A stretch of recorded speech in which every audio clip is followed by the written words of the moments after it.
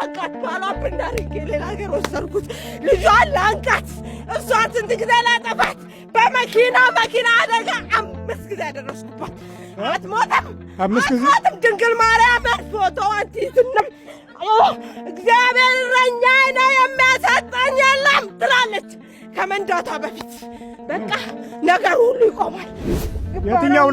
የትኛው ልጅ ላይ ነው ያለው? ሁሉም ላይ ያለው እዚህ ላይ ባላናግረውም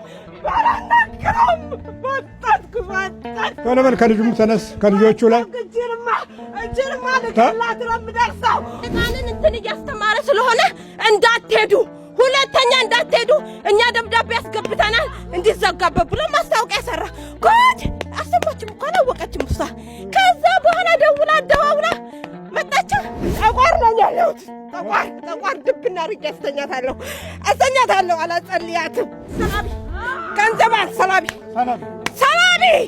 ከባንክልም ብር ይገባልልም አንድ ብር ከተነሳሉ ለምን ማረገው ባሏ ምንድነው ሲላል የመከረችኝም ደግሞ ሙስሊም ጎረቤቴ ነች።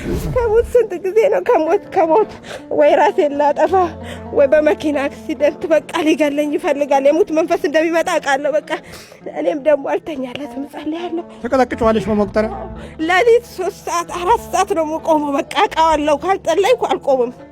አንድ ቀን ባጎል ይመጣል። አንድ ጊዜ መኪና አጋጨሽ?